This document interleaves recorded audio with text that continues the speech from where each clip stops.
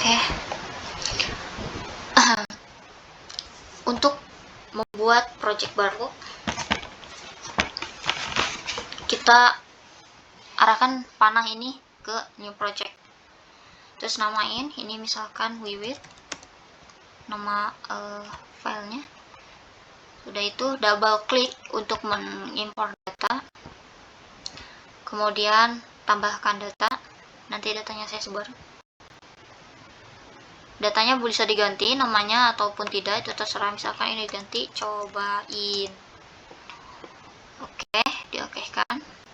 Nanti data akan muncul seperti ini, menandakan bahwa data ini udah masuk secara keseluruhan. Setelah itu kita bisa mengarahkan kursor ini ke sini. Ini kanvas sebenarnya, kanvas kosong yang harus diisi, dengan variabel-variabel yang ada di penelitian kita. Variabel di penelitian kita ada variabel X, variabel X1, X2, dan Y. Dimana X1 ini kita masukkan, blok X1 semua, dipindahkan ke ini, ke kanvas. Kemudian sama, keamanan, security ini juga di blok. Tahapannya sama kayak gitu, blok semuanya, lalu di drag ke kanvas kosong. Sudah ini kita perlu untuk mengkonekkan variabel 1, variabel 2 ke variabel 3, yang dimana ini variabel 1x, 1 variabel 2x2 terhadap y.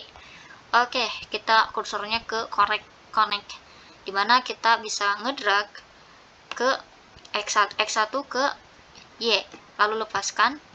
Kemudian juga sama, x2 ke y, lalu lepaskan. Ketika udah biru berarti ini menandakan bahwa udah connect. Oke, kita lanjut. Kita lanjut untuk mengubah namanya dulu. Ini opsional ya, boleh diubah berarti ya, X1 misalkan. Oke, ini X2, oke, dan ini Y. Cara mengubahnya adalah klik kanan dulu, diklik dulu ininya, baru diklik dulu yang warna birunya, baru klik kanan. Di situ ada rename. Oke, setelah itu kita masuk ke perhitungan, ke calculate, ke PLS algorithm. Ini setupnya tetap seperti ini, 300 dan 7. Start. Oke, di sini hanyalah nilai sementara, karena kita harus perlu menggugurkan indikator-indikator yang gagal, yang gak lolos. Cara mengecek indikator yang gak lolos yaitu ke outer loading. Di sini ada beberapa indikator yang merah.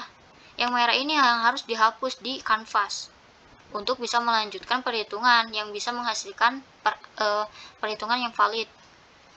Tapi kita lihat dulu aja. Di sini R square-nya ini 0,50, VIF-nya ini ke inner-nya ininya, VIF-nya ini 1,621. Ini semua hanyalah perhitungan dari hasil dari perhitungan yang sementara. Setelah itu kita akan gugurkan, dimana indikator-indikator yang nggak lolos. Oke, kita hapus.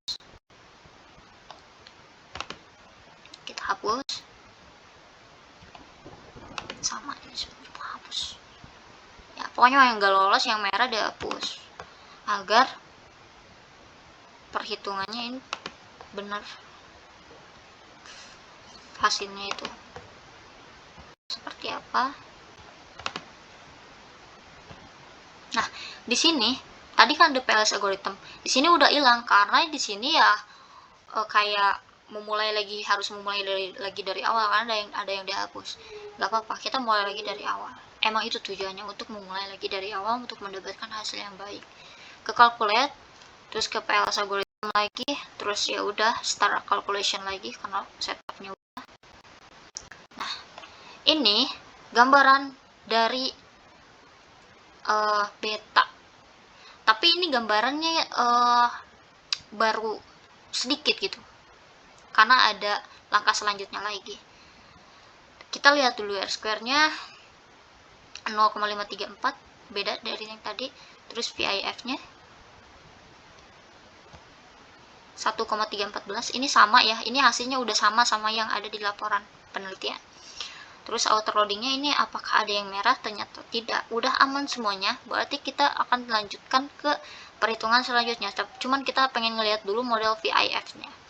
SRM-nya sama seperti yang kita jelaskan, 0,073, dan NFI-nya ini 0,785, sama persis seperti apa yang tertuang di laporan. Sudah itu kita untuk menghitung, kita kursornya ini ke kanvasin dulu biar bisa, terus ke calculate, kita ke bootstrapping, ininya diubah menjadi 5000 dan ininya ke complete bootstrapping. Ini udah sesuai bias dan tuh, cuman ini diganti menjadi 0,1, dimana artinya mempunyai kesempatan error ini sebesar 10%. Oke, kita start.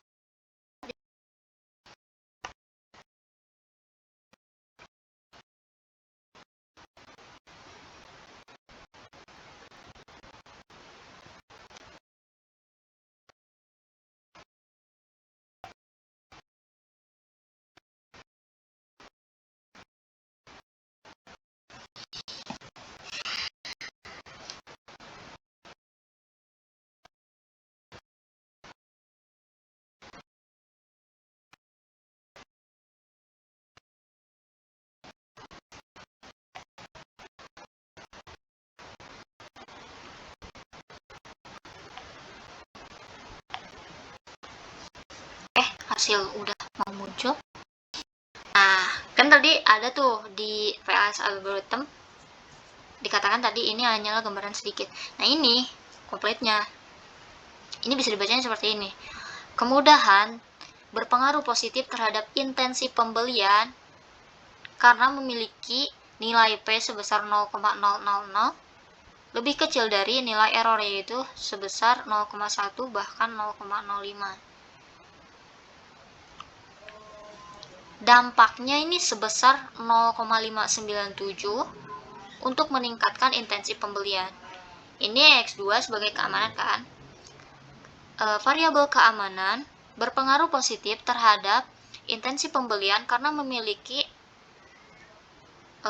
p-value sebesar 0,020 seharusnya ini. Dan ininya memiliki dampak sebesar 0,221 karena kan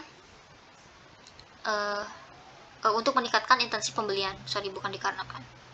Udah, kita bisa melihat di sini R square-nya.